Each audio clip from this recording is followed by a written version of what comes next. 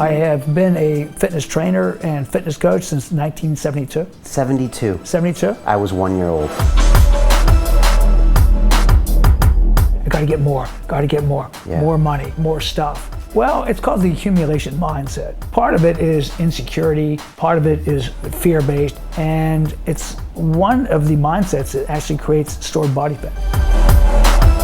How can you be spiritual when you're afraid all the time? You know, oh, the bills, the mortgage, the children. You're in a chronic stressed out state. Well, once you get calm, then you can start to, get into your higher mind. This whole idea of exercising for six-pack abs, buns of steel, the people taking the steroids, for what? None of this stuff is going to matter in 20 or 30 years. So why not just work out for health and well-being?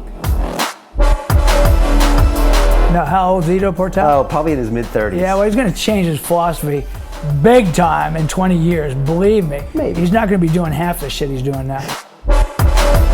When you're in your reptilian brain, you're just in that security consciousness. This is all about, survival and fear and just competition.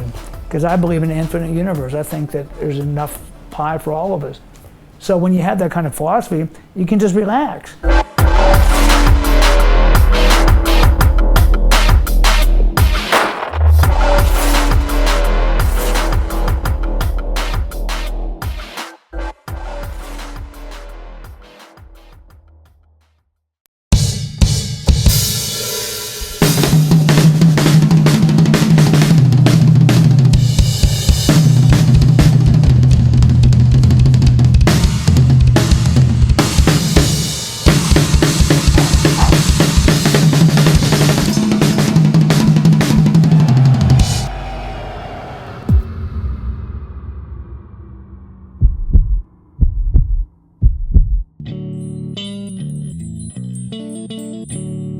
This week we welcome back American fitness guru, Brazilian Jiu-Jitsu black belt, and all-around incredible dude, Mr. Steve Maxwell. And Steve has actually been traveling the world since he was last on London Reel with 20 kgs on his back and nothing else. This man is a nomad. He goes from city to city talking about what he's passionate about, which is fitness, movement, and now breathing. He was actually in London to teach a one-day breathing seminar, and his thoughts are that we really walk around most of our lives with panic breaths up in the chest, and if we can learn to really control our breathing, we can learn to be more present, reduce anxiety, and enjoy life very much. He also talks about how the entire fitness industry is really based around your fear of death, and how we really need to see through that in order to really recognize the important things out there. And I love spending time with Steve.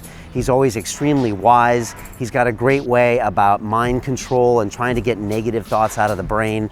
And we bring him in to talk about fitness, but we end up usually talking about life, about spirituality, philosophy. He talked a little bit about astrology. We pretty much cover everything. So I think you're going to enjoy this with Steve. Again, I have booked my appointment in to see him 1 year from now when he's done going to China and Russia and America and all these other places. He also invited me to Hawaii to go roll some jiu-jitsu, and I need to go do that. So I think you're really going to enjoy my time with Steve. You've probably heard me talking about the 100 people from around the world that have just joined us on our latest Business Accelerator program. I have just been so overwhelmed and so flattered that all of these people would literally invest thousands of dollars in our accelerator program. For the next 8 weeks, we're going to be working intimately with them, building their businesses. We turn their passions into new lifestyles so they can stop working jobs they don't like and start really living their dreams, spreading their messages to the world. I've got an incredible crew. I've got a scientist in Switzerland who has a cure for malaria.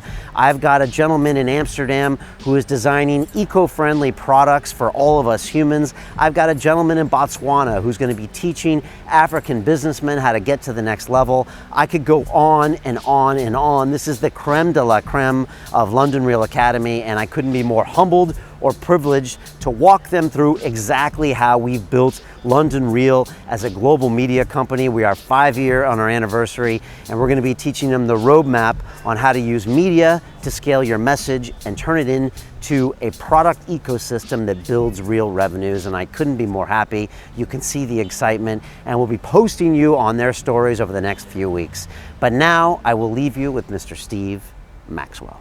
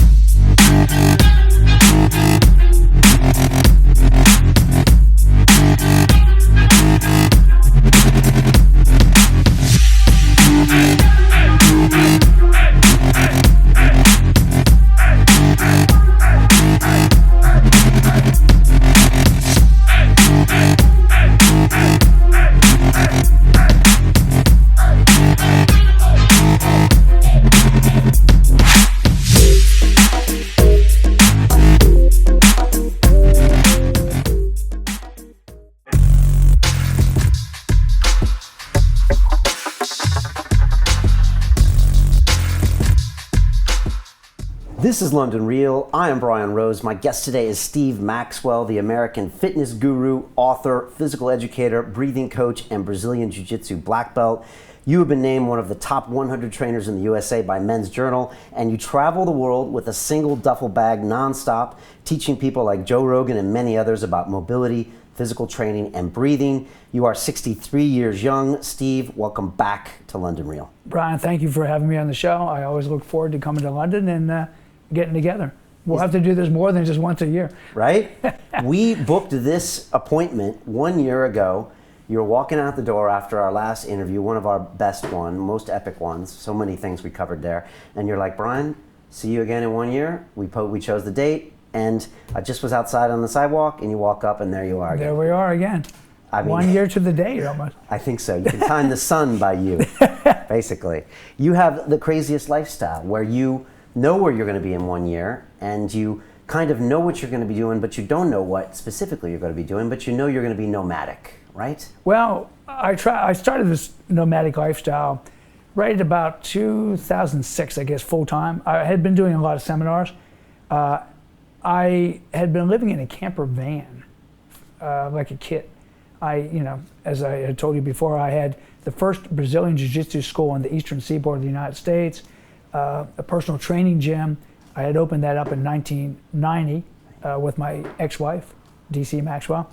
And after the divorce, pretty much just got rid of everything I owned, moved in this camper van, drove around being the nomad in the US. Right, which was the opposite of the life you had. Which was totally opposite. Because on your blog, people can go see a picture of the house you used to have. And the house where you used to have 30 pairs of trousers, which is probably 30 pairs of sneaks. Right, all the stuff, right? You had all the stuff, man. Every kind of a workout modality you could think of. Right. And I was really happy camper in my camper van.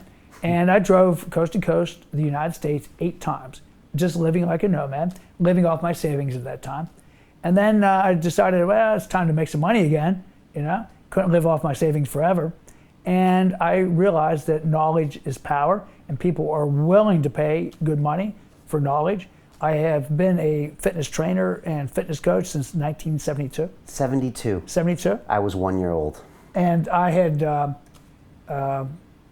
been involved with the fitness industry all that time, and in all these different capacities and so forth. But I had my own gym I opened up in 1990, Maxercise.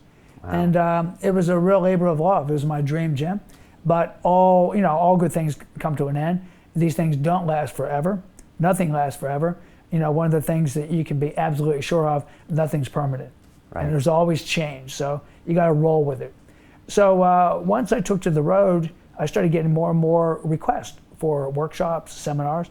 People wanted to tap into some of the knowledge I gained over all those years. And what do you do with a camper van?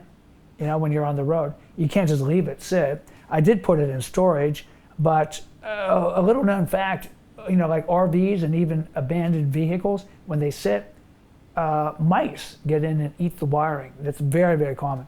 Completely destroys the vehicle.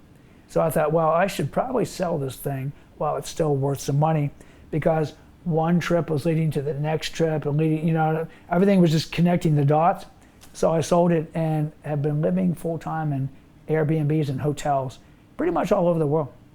And that's what you do now. And you went from, I think, a backpack that was like 85 liters, and then you went to like 60, and then you went even lower and lower. And now when I give you a London Real t-shirt, you're like, Brian, thanks, but I'm going to be giving it away before I hit the road again. You travel light. I travel light. Well, it's really funny, because my first big trip after I got rid of the van was here to London. Okay. And I had this huge 90-liter roller duffel, thinking that I needed everything in there, right? And it only took 3 train stops on the tube. I was going to Greenwich. It was a nightmare trying to get that damn thing from one train to another, up flights of stairs, rolling down cobblestone streets. I says, this sucks. Yeah, we make you work for it. This here. is too much. So I went right on down to Cotswold and bought like an Osprey bag, which was still pretty big. It's like 65 liters. And then I've even downsized from there. Now I use a Tom Bin aeronaut bag, really spiffy. Right. I'm not sponsored by them or anything. It's just a great bag. I researched every kind of travel bag you could, and I finally settled on the Tom Bin. It's just such a versatile, nice bag, fits into the overhead. So I switched from check-in with these huge duffels to just carry-on. Right. So my entire life, everything I own is in a little man purse, like a little cafe bag with my iPad and some personal stuff, and then my bag. Your back. Do you think we could learn a lot from that? Do you think all of us humans could just downsize to that? And do you think it would really probably change the world if we actually didn't have stuff to worry about? Well, people get really addicted to their things. A lot of people go through life pretty much working jobs that they don't particularly like. In some cases, hating their jobs, counting the days to retirement. Early in my life, I used to hear my father. He was one of the few guys in my neighborhood that actually used to say, Steve, I can't wait to get out of bed in the morning to go to work. I just love my job. And I grew up with this, listening to this, and then I heard the other fathers saying, oh my God, Monday, I have to go back to work. Oh, so terrible. I made up my mind when I was 12 years old that I was going to find something I really loved and really liked, so I wouldn't be like all those other dads, and I'd be like my own father. So I had a good role model in that respect. Okay. So people working these type of jobs, right. The American dream, right? They buy the house and they get married and they have 2.5 kids, and we talked about this before, but they're just stuffing that house full of material. We're trying to leave these lifestyles, and we don't even know why we're trying to do it. They're trying to find fulfillment through things and materials, and it does give you like a little temporarily, jolt of happiness, a little temporary jolt of some type of fulfillment, I suppose. Right. But it goes away quickly, and then you're just looking for the next thing to buy. And people fill their house with furniture and electronics and all this stuff, and then they run out of room, and they fill their basement and their garages and their attics, and then they have to go out and get storage units, and it's crazy. And they don't even use this stuff. Wardrobes full of things. I mean, there was a period where I was a householder. I can remember literally counting. I had 35 different pairs of shoes, mostly sneakers, every kind of tracksuit, sweatsuit. I would tell myself, well, I'm in the business, and this is all part of my business apparel, but it's just nonsense. But it was just bullshit. Yeah. It was just buying just for the sake of buying. So anybody watching us or listening out there, maybe they should take a look in that wardrobe and maybe get rid of half of it or 95% of it. Just give it away to charity. Yeah. You'll feel good about yourself. And see how it might change your perspective on everything, right? Well, it's called the accumulation mindset. You see, you have this accumulation. Part of it is insecurity. Part of it is fear-based. I got to get more. More money. More stuff. And it's one of the mindsets that actually creates stored body fat. Okay, interesting. That's one reason why I think a lot of people have trouble with diets and so forth. They have this accumulation, adding to oneself. Like they themselves are not good enough. They always have to add something new. Right, and I want to talk later about the mind and the body and how those two, in your opinion, are related, and I want to get into more of those details. But before we do, you've been gone for a year. I've been here in London mostly, but you're out traveling the world. You're meeting all sorts of different people, different kind of cultures, different kind of ideas. I'm just wondering what I can learn from you that you've seen in the past year.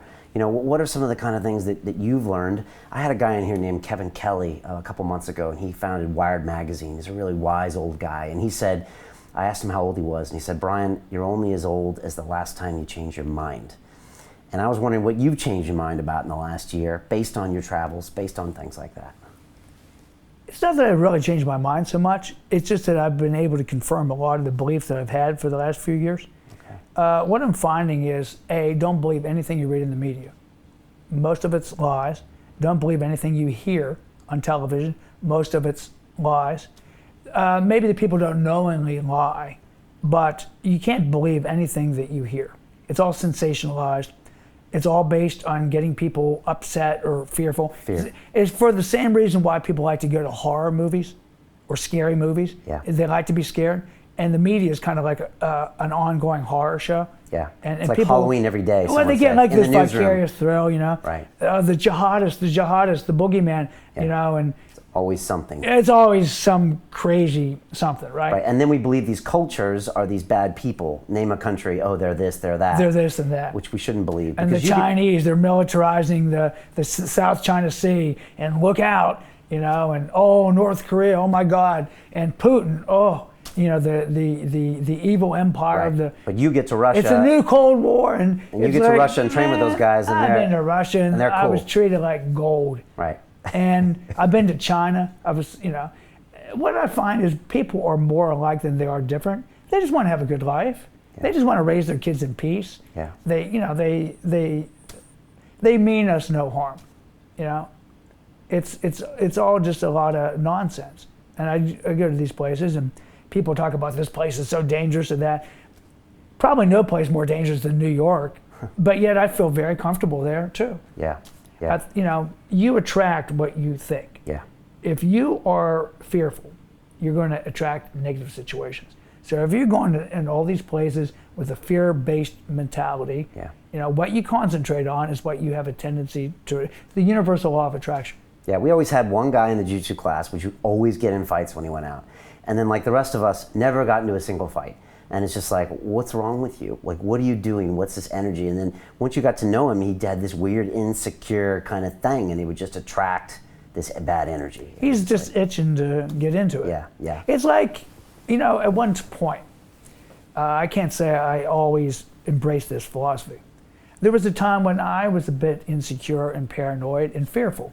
I owned guns, like many Americans, you know. I had several guns. And I realized one day, a gun only has one purpose, to kill. All right? I'm not a hunter. So that means the only thing I would kill would be another human. I don't want that karma. Secondly, I realized if you have a gun, you can't help but visualize using it. You see yourself using it. You start to visualize this kind of negative situation. There's going to be a point where you're going to put yourself in a situation where you may feel like you have to use it. I got rid of the guns that next day. I realized it's a tool of the fear people.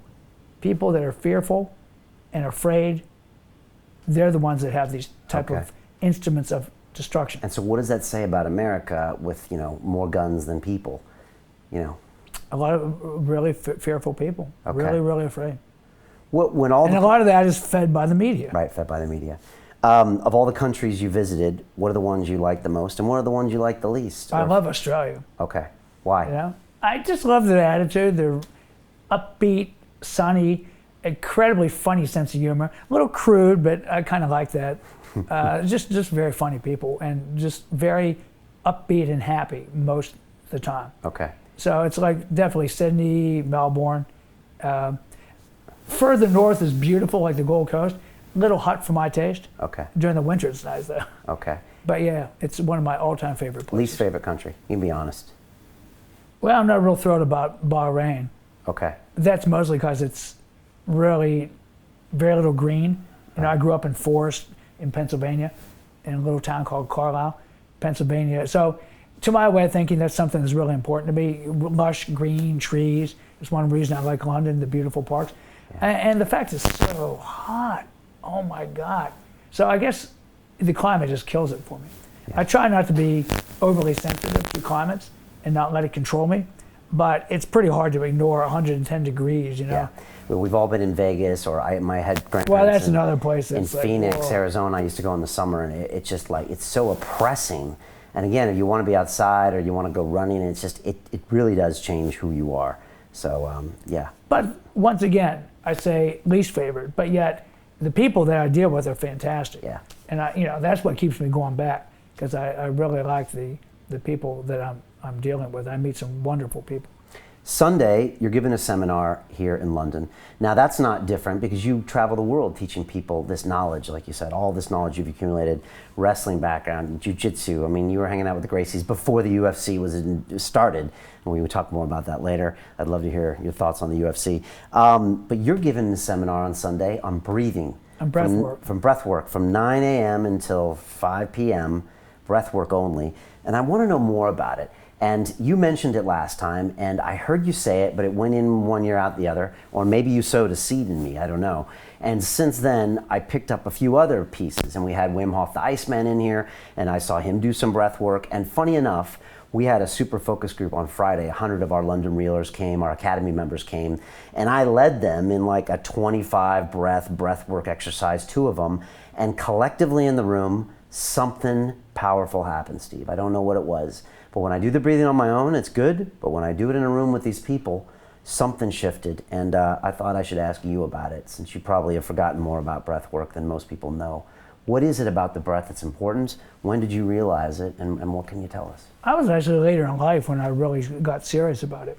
I was always aware of, breathing and breath work. Because martial arts as a physical education major, yeah. And then as a wrestler and so forth. Yeah. Everyone's experienced that horrible feeling of being winded or out of breath, which can evoke a real panic response. The first time I became acutely aware of breathing was training with the Gracies. And the Master Rickson Gracie was a real breath master, as well as being probably the greatest expression of Brazilian Jiu-Jitsu, yeah. Possibly Jiu-Jitsu ever. Some people might argue that Kimura and maybe Maeda, who taught the Gracies, would be right up there, but certainly Rickson would stand out as one of the greatest. Right, and we have footage of him in modern times, so we can see it. But all his brothers also were privy to a lot of the same information, okay. And I would hear them when they're training and wrestling, breathing in this particular style, but they weren't teaching it at the time. Okay. And all I know is that they weren't out of breath, and I was. Part of that was the technique. I would watch Rickson and Hoyce and Hoyler literally wrestle an entire room full of people during seminars and not be out of breath. I'm thinking, how can they do that? What are they doing? And they weren't teaching it. Now they are. Rickson actually, in all his seminars now, actually does like an hour and a half to 2 hours sometimes of just breath work before you even start doing the jiu-jitsu. Really, and he's famous in the movie Choke for doing that breathing, sequence in the movie where he's, moving his stomach is collapsing and he's doing that breathing piece. That's an epic piece. Right? Well, I'm really into superheroes. There was a really cool where he's teaching Dr. Banner, the Incredible Hulk, breathing to calm down. Did you ever see the movie? It's pretty good. Is he actually in the movie? Ed Norton was playing. Oh, and he's in the movie, right? Yeah, yeah. Oh, I heard about this. He's like this, he's hiding out from the world in the Amazon, right. And he meets this spiritual martial arts guru who teaches him how to breathe. Okay. That's Rickson. That's Rickson, awesome. But that's that was real life. It wasn't. He was playing himself in that movie. Rickson was. Right. But the point is this: chair sitting, and the sedentary lifestyle of America and most of the industrialized countries in the world. You would have to include, Japan, certainly the UK, Germany, and so forth. People are no longer breathing diaphragmatically. A lot of people are inhaling through the mouth, breathing in the upper chest where the panic receptors are, and they're not bringing the breath down into the lower lobes of the lungs. The lower lobes of the lungs is where the calming receptors are. It keeps you calm, even in an emergency. And it's a great advantage to be able to learn to breathe into those lower lobes of the lungs all the time, even during athletic training, especially in combat. Now, the Russians have this system of martial arts. It's actually called the sistema, where it's all based on the breath.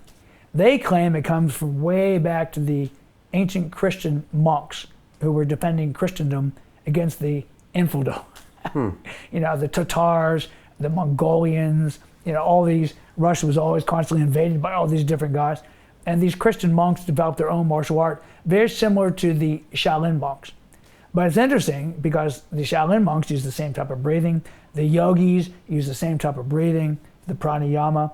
You'll find it Qigong, Tai Chi, Kung Fu, Russian Sistema, and Brazilian Jiu-Jitsu. Now, where they learned it, I don't know, but that's when I first became aware of it. Okay. So I so started. These cultures independently are coming up with similar techniques. And I'm thinking that, you know, all great minds think alike. Yeah. People came up with the same conclusions, same ideas, all over the world, similar but slightly different. So I started looking into the breathing thing a lot, and I first went to the Sistema guys, studied with up in Toronto with Vladimir Vasiliev, later with Michael Ryabko in Moscow, took a lot of workshops. I went down to Krasnodar. There was another type of system. There's more than one type of system. Alexei Alexeyevich Kadashnikov, he's like an old man. A lot of people credit him with the Russian military martial arts style. But these were different things I looked into myself as a student. I've studied yogic pranayama. Dr. Pasant Lad, who's a Ayurvedic physician in New Mexico. He also has a clinic in India somewhere. But I went to a workshop in New Mexico, and he taught me 13 different ways of breathing for different health aspects. So I've been piecing this stuff together. Of course, because of my affiliation with the Russian Sistema guys, I ran into the Butyeko, Butyeko was a Russian physician who treated his patients with specific breathing. And, you know, all these things together, I kind of made the Steve Maxwell version. Okay, but 8 hours of breathing, don't the students want, they want some Steve Maxwell we test them training? first. We test them first. Okay. You know, first we find out what kind of breather you are. Are you clavicular? Are you intercostal? Are you diaphragmatic? How do you tell? Are you inhaling? There's a little test you can do. You just ask people to breathe and you just observe their structure. Okay. And once you determine what kind of breather they are they inhaling through their nose or their mouth? Then you teach them then you measure how many times a minute they're breathing. There's a test called the control pause, or some people call it the BOLT test, the body oxygen level test. How long can you comfortably hold your breath on the exhale? Yeah. Not till you bleed from the eyes. It's not like competitive. But on the exhale, you just time yourself to see how long it is until you feel like you really want to breathe. And then you should be able to resume normal breathing, or you pushed it too hard. That tells a lot about a person's general health and their CO2 tolerance. It also tells you how well their tissues are being oxygenated. So very simple little test that people can even do at home. Okay. Once you have this information, then you can start to prescribe breathing exercises to help them improve that BOLT score, that body oxygen level test. Because if they have a short time frame between the breaths, it means that their breathing is very inefficient and they're not getting the proper oxygen. Like, we could argue all day about diets, let's say, for example, high carb, low carb, you know, different nutrients. I mean, people, you know, blah, blah, blah. It almost turns into fist fight sometimes with the, you know, Mediterranean versus paleo versus Eskimo, you know, versus vegan. I mean, it just goes on and on. Right. But I think we all could agree that we need calories, proteins, fats, and carbohydrates. Some people would even argue you don't need carbs. I think we would definitely agree that you definitely need water, but the one nutrient that people are not talking about is oxygen. Okay. And this is the one that people are missing a lot. How many people are breathing correctly? In my workshops, it's shocking how many people aren't breathing correctly. Occasionally you'll see people that have had a little training, but most people are not. Okay. And they're very surprised, even athletic guys. And they have very low BOLT scores, meaning that they're not getting the proper oxygenation of the tissues. It results in a lot of, Butyeko, he believed that there's over 200 degenerative diseases associated with poor breathing habits. Wow. Okay. So I don't know, I'm not a researcher. I don't consider myself a scientist. I go more on empirical evidence. I'll see something and it sounds logical, I'll try it.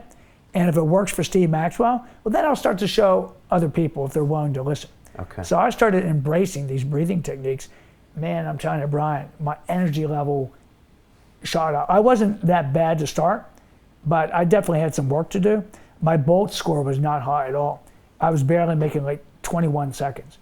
Okay. You want a minimum Bolt score of about 40 seconds. That's when I exhale normally now, like yeah, you this? just exhale normally and then you just time Okay, and I yourself. don't do any breathing before Yeah, that. and then when you feel a strong urge to breathe, Okay. like you feel some stress, And you're at 41 seconds now, which is good, and 20 seconds is probably not so good. no, not good at Okay. all. And then you'll swallow. It's just on the edge of health. Okay. So I improved my Bolt score tremendously. One of the techniques that I used to suspect that I might inhale through my mouth at night. A lot of people breathe, light snoring perhaps. I started using a Butyeka technique of taping my mouth. Really? Yeah. Wow. Wow. Unbelievable how energized and recovered you High feel. quality sleep. And my sleeping dropped from about 8 hours to like 6.5 hours. That's crazy. I feel great. Tape your mouth. That You must just tape feel your weird. mouth, a little piece of tape. They actually make special tape for it, Okay. but I just use old athletic tape and You always So- have some strange techniques. But Pretty then, weird shit. I was in the shower a few days ago and I thought of you, Steve. And it was strange because I hadn't talked to you in a year, and I get a lot of ideas in my head. And I had one of these back scratcher brushes, and I was scratching my back, and then I picked it up in my hand and I started scratching all my skin. And I was like, wait a second, this is what Steve Maxwell does. yeah. I use it dry, not in the shower. Okay, right. It's called Swedish dry brush massage. It's been around forever. The Germans, the Austrians, the Scandinavians have used dry brush for centuries. Okay. You just basically brush your skin while it's dry in circular movements, starting with the feet, working little circles up. Very good for getting rid of lymph, circulation. Incredibly good for the skin, keeping the skin young, sloughing off any old And that's a regular practice for you. old skin. And so Okay. I travel with a little brush. Okay. I'll get rid of it. I wash it, but then the bristles start going a little too soft. Should be pretty firm. And in the beginning, it's a little uncomfortable, but then your skin starts to really, you look forward to it. Right, and you probably Feels fantastic. better oxygen and things like that. But, Back to the well, breath. But it is good for the skin. It Yeah. does help the aging of the skin. I mean, my face has stayed pretty wrinkle-free. I can remember my father at my age. Man, his face was, looked like a Shar-Pei dog. Yeah. You look great, Steve. But it really does help the keep the youthful appearance. You always have this spark when I see you, and I've just always got this light going on with you. So it's like the skin and stuff too, but you always got It's the this. breathing, man. Yeah. So talk to me about breathing. Do you have certain techniques and patterns you do during your day? Do you have something you do during the morning? Or are you just do aware of your breath all the walking time? breathing ladders. Okay. There's breathing ladders where you match breath to the step. You start real low. 2-step inhale, 2-step exhale, then 3, then 4. And you work your way up as high as you can until you're really uncomfortable. You build up an oxygen debt. Then you use a technique called burst breathing. You pay off the oxygen debt. You might start at 1 again and go back up. Okay. There's triangular breathing. Inhale so many steps. Exhale so many steps. Hold the breath so many steps. Okay. Or inhale so many steps. Hold the breath the same amount of steps. Exhale. Then there's square breathing. This is actually an ancient yogi technique. The tradition was inhale in 4 steps. Hold the breath for 4 steps, exhale 4 steps, hold the breath for 4 steps. So out of every 16 steps, you're only inhaling in 4. Okay. And then there's another technique called endogenous breathing, which is really good for athletes and martial artists, because sometimes you don't have time to take a big inhale. Maybe someone's throwing some punches at you, or maybe you're in a flurry, or someone has their knee in your belly, or whatever. So you take a quick sniff of air, and then you do a prolonged exhale. Right. But Very similar to have you ever taken lifeguard training or survival swimming or anything? maybe. I had to get my slowly water let- safety instructor badges. Okay. It's like when you're doing the drown proofing, like you're just laying in the water, and then you exhale, take a sniff of air, and man, you can just relax in the water for days if you'd have to. Like if you fell overboard in a ship or I always had a hard time controlling my breathing when I was boxing or rolling jiu-jitsu. Because most of the time I was panicking. You're not the only one. Right. But see, if you're in your upper chest and you get those panic receptors, you're in fight or flight. Yeah. You become over-adrenalized, right? Then you have all these negative stress hormones to deal with also, because you're in fight or flight. Your higher reasoning goes south. Your fine motor skills go south. Your rational decision-making is impaired. So you basically put yourself in kind of an animal-like state, reptilian brain state. If you can keep the breath in the lower lobes of the lungs, you prevent that panic. That's what Hickson was so good at. That's what Hoyler was so good at. Hoist Gracie was so good at. They were amazing at being able to control their breathing so that even when they were against monster guys trying to smash them, they could stay calm and relaxed. It's what the Sistema masters do. Yeah. These Russian martial arts guys. They don't tense up. They let things They flow. don't tense up. Right. And they teach it to the Russian special ops community. Were the Russians a little hesitant to teach some American all this stuff? Do you have to get in with not their at all. graces? They were very really open-minded ever since the Iron Curtain fell. Okay. And I've been working with this Navy SEAL down in Virginia Beach. He's a jiu-jitsu blue belt. And he was telling me that the SEALs, the U.S. SEALs, have adopted a lot of this same type of breathing techniques. Okay. You know, because everyone's learning everyone's system. Yeah. There's no secrets anymore. Right, and like you said, breathing's kind of popular these days. So. Breathing has become a very popular. Yeah. Is this just one of the many things that is actually keeping us less spiritual as a human species, like breathing up, you know, in these panic reactions? Well, think about it this way. One of my theory is where breathing goes out. First of all, I've never seen an infant that doesn't breathe through the nose diaphragmatically. Right. Usually right about first, second grade, you already notice kids, you know, I've been really observing this, are already into their upper chest, where these panic receptors are. Okay. How can you be spiritual when you're afraid all the time, right? Because you are in the upper chest, the fear lobes, right, the fight or flight. You're in a chronic stressed out state. You know, oh, the bills, the mortgage, the children, oh my God, the children. All the stuff in my house. Oh my God, the terrorists, they're going to get me. The boogeyman, the car payment, the insurance. You know, it's like it's hard to relax and be spiritual when you're just in survival mode. Right, in the lizard brain. And what this does is puts you in survival mode. Okay. Okay, so this is a big thing that you teach now. You got to bring it down. Is this the cornerstone of what you teach now when you travel the world? Or? Well, let's put it this way. As a trainer in the past, I didn't pay any attention to it at all. People just want to come in and basically get their ass kicked, right? They think that, you know, if they're, you know, making all this noise and, you know, like CrossFit or whatever. I've done that before a lot. Well, we all have. Yeah. We all have. They think they're getting a workout. But in reality, they're probably doing more harm than good. Just starving themselves of oxygen. So really. Here we have trainers that are not even paying attention to the most basic, fundamental human process, the breath. Then they're loading them up with these intense exercises. They're not looking at their structure and looking at their balance. A lot of people already have horrible movement patterns. They can't squat, they can't even do, and then they're loading these bad movement patterns and causing stress in people that are already overly stressed.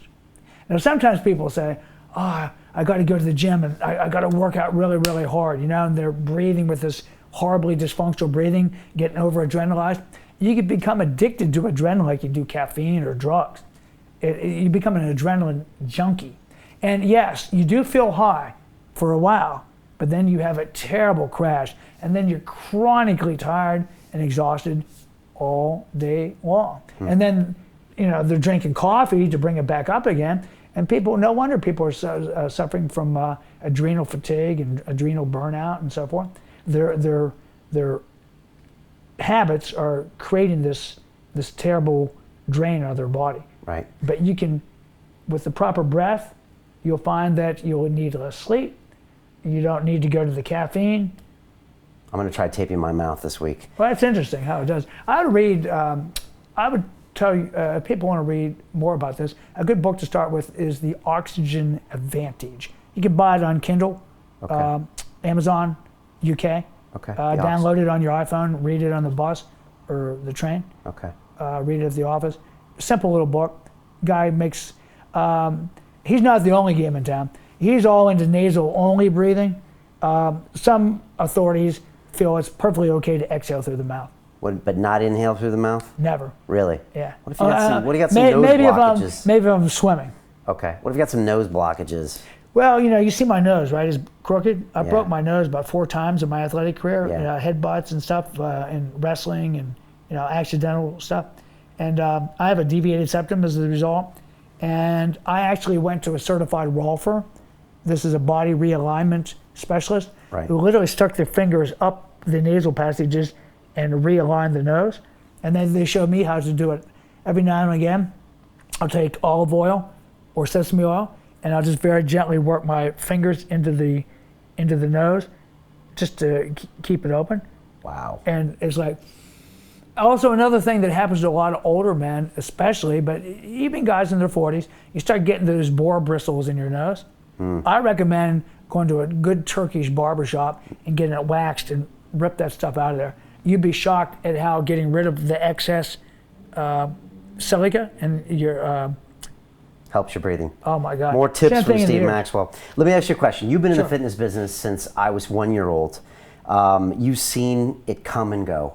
I mean, you must have seen the Nautilus machines in the 80s and the 70s. I was totally in the Nautilus machine. And you had one of the first gyms, you were one of the first people to train, people in gyms and train men's classes and things like that. This is before personal training even existed. Right. So I want to get your thoughts on the industry as a whole and where we are today. I got a quote from you where you said, basically the entire health and fitness industry and diet is all based on fear. And the fear is based on the fear of dying and of death. And that's pretty deep, because a lot of us, when we see that, we don't see that far down the rabbit hole. We just see things that, oh yeah, you need to be healthy and that kind of thing. But if you look at it that way, what can you show us that we should see about it? And then what are some of the conclusions that we can draw? Baby boomers in particular are starting to see the end. There's, I like to think of it as light at the end of the tunnel. The light, not the darkness. The light. Yeah. My dad's a baby boomer. People are very fear of their own demise. It's something that's very uncomfortable to talk about. Yeah. People don't want to talk about it. It affects our behaviors in many ways we don't understand. All these midlife crises. People are afraid of dying. They're trying to, act out. This huge push for health and fitness. Trying to preserve your longevity because you're afraid of your ultimate demise. Yeah. So we don't talk about it too much. I've overcome my fear of death. I have. I'm not saying that I just want to go out and die, but I'm not afraid of dying. I got very comfortable with the idea because I think of it like birth, right? A soul comes into this world, people are born, and people die. Why can't we think of death like birth, right? A being is ushered into the world, a being is ushered out of the world. It's the same basic process, isn't it? It's the same exact thing.